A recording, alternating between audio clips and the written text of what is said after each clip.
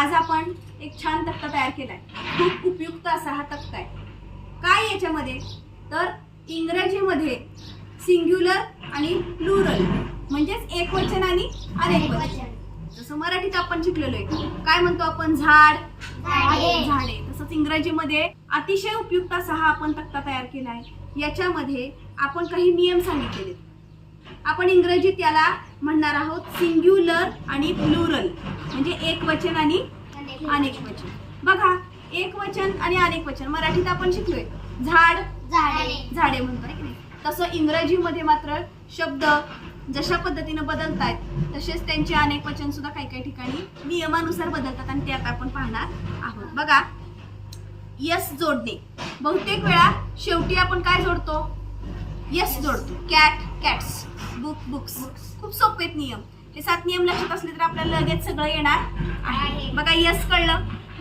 आता यस नंतर आपल्याला काही ठिकाणी ईएस जोडायचं. त्यासाठी स्पेशल वेगळा नियम आहे. ईएस प्रत्यय लावणे म्हणजे ज्या शब्दाच्या शेवटी S, double S, S H, C H, X, Z येतात त्या ठिकाणी आपण काय करणार आहोत, काय जोडणार आहोत, तिथं आपण ईएस जोडणार आहोत. कुठं कुठं ज्या शब्दांच्या शेवटी हे प्रत्यय येणार आहेत हे प्रत्यय लक्षातच ठेवायचे.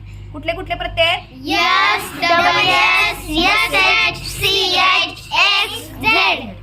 ठीक आहे. याचं एक उदाहरण दिलेलं आहे बस, बसेस, बॉक्स, बॉक्सेस. पुढं काय वॉच, वॉचेस. वॉचेस. ही उदाहरणं याची दिलेली आहे. यांच्या शेवटी S, double S, S H, C H, X आणि झेड.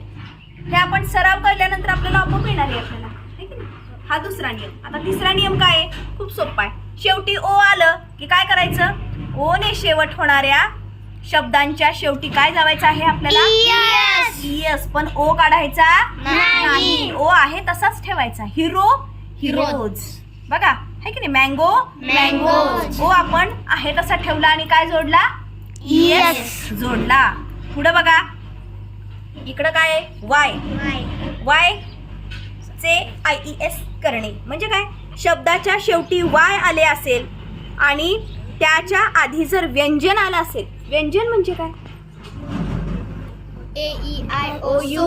Very good. हे अगदी बरोबर. AEIOU हे सोडून जी दुसरं अक्षर शेवटी उरलेली आहेत ती उरलेली अक्षरं जर वायच्या आधी आली तर तिथं आपण काय वापरणार आहोत व्हेरी गुड IE.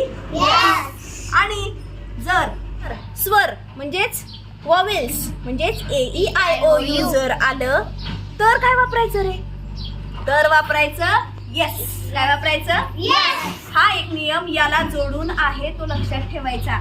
आपण वायच्या आधी जर व्यंजन आलं तर काय वापरणार आहोत, काय वापरणार आहे आपण, काय सांगितलं IES. पण व्यंजन त्याच्याऐवजी जर व्हॉवेल्स आले म्हणजे कुठले व्हॉवेल्स AEIOU. Very good. हे व्हॉवेल्स जर आले तर आपल्याला काय वापरायचं आहे यस वापरायचं. काय वापरायचं आहे यस. Very good. चला पुढचा 5वा नियम एफ किंवा FE चा VES करणे म्हणजे शब्दाच्या शेवटी जर एफ आणि FE हे जर आलं तर तो काढून टाकायचा आणि काय वापरायचा VES. उदाहरणार्थ लीफ त्याचं होणार लीव्ज.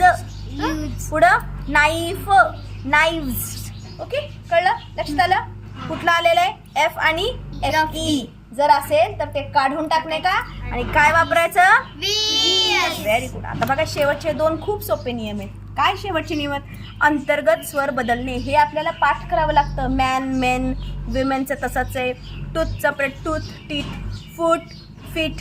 हे आपल्याला जे आहेत शब्द काही की ज्याच्यामध्ये मधले स्वर बदलतात हे मात्र आपल्याला काय करावे लागणार आहेत, पाठच करावे लागणार आहे. ते खूप थोडेसे. याला अपवाद पण म्हणायला हरकत नाही. आणि शेवटचं न बदलणारे शब्द. काही शब्द अनेक वचनात सुद्धा तेच असतात. तुला विचार प्रश्न विचारली म्हणतो का आपण, प्रश्नाला प्रश्नाचा शब्द आहे.